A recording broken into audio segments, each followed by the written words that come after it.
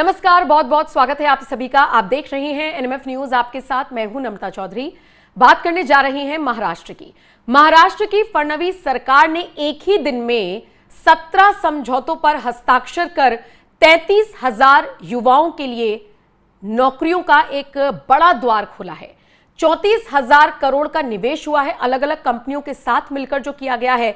और इसी के साथ सोचिए शुक्रवार का दिन महाराष्ट्र के लोगों के लिए कितना अहम साबित हुआ। अकेले शुक्रवार के दिन ही यानी अकेले एक दिन में 17 समझौतों यानी 17 एमओयू पर साइन हुए हैं। और इसे आप मानकर चलिए कि जो अलग अलग कंपनियों के साथ निवेश किया ना फडणवीस सरकार ने, वो लगभग 34,000 करोड़ रुपए का माना जा रहा है, जिससे 33,000 नई नौकरियां निकली हैं। और निश्चित तौर पर यह युवाओं के लिए एक बड़ा संदेश है। और एक ही दिन में जिस तरीके से 17 समझौते किए गए हैं, यह फडणवीस सरकार की भी किसी बड़ी उपलब्धि से कम नहीं है। 34,000 करोड़ रुपए का निवेश, अनुमान है 33,000 नए रोजगार पैदा होंगे।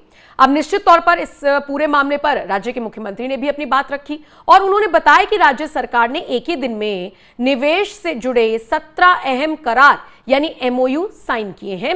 इन समझौतों के जरिए लगभग 34,000 करोड़ रुपए का निवेश महाराष्ट्र में होने जा रहा है और इस निवेश के बाद लगभग 33,000 युवाओं को नौकरियां मिलेंगी। अब सवाल उठता है कि कहां पर कितना निवेश आएगा और कैसे या किन किन क्षेत्रों में लोगों को नौकरियां मिलेंगी। तो आइए सीएम फडणवीस ने क्या कुछ कहा, हम आपको पढ़कर बता देते हैं, समझा देते हैं। उन्होंने बताया कि ये समझौते इलेक्ट्रिक बस और ट्रक, सोलर मॉड्यूल, रक्षा निर्माण, जीसीसी जैसे क्षेत्रों में विश्वसनीय व्यवसायों के साथ किए गए हैं। इनमें से 5 करार उत्तर महाराष्ट्र से जुड़े हैं। इनकी कीमत 9,886 करोड़ रुपए है। इसमें नासिक, अहिल्यानगर और नंदुरबार जैसे जिलों में निवेश होगा। अच्छा, इसके अलावा पुणे डिवीजन से जुड़े 5 करार हुए हैं। यहां पर 11,966 करोड़ रुपए का निवेश हुआ है। फिर विदर्भ क्षेत्र के लिए 6 करार किए गए हैं, जिनकी कीमत 11,642 करोड़ है। और इसके अलावा अगर आप बात करेंगे रायगढ़ की, तो यहां पर 3,000 करोड़ रुपए का निवेश किया जाएगा, जिससे बड़े पैमाने पर युवाओं को रोजगार मिलेगा। मुख्यमंत्री ने कहा कि यह निवेश महाराष्ट्र पर निवेशकों के भरोसे का प्रमाण है।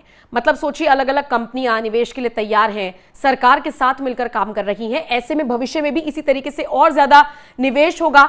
ये जानकारी सीएम फडणवीस देते हुए नजर आए। इसी के साथ उन्होंने ये भी कहा कि उद्योग विभाग की तरफ से मैत्री पोर्टल तैयार किया जाएगा, जिसमें कि जो उद्यमी है यानी जो बिजनेसमैन है वो अपना डिजिटल अनुभव ले सकते हैं, तेज सुविधा उन्हें मिल सकती है।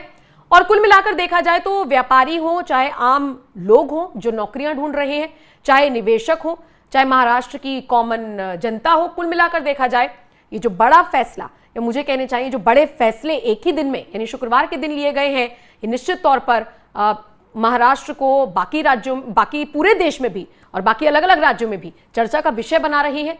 बहरहाल एक ही दिन में जिस तरीके से ताबड़तोड़ समझौते करते हुए सीएम फडणवीस ने कमाल कर दिया, रास्ते खोल दिए लोगों के लिए।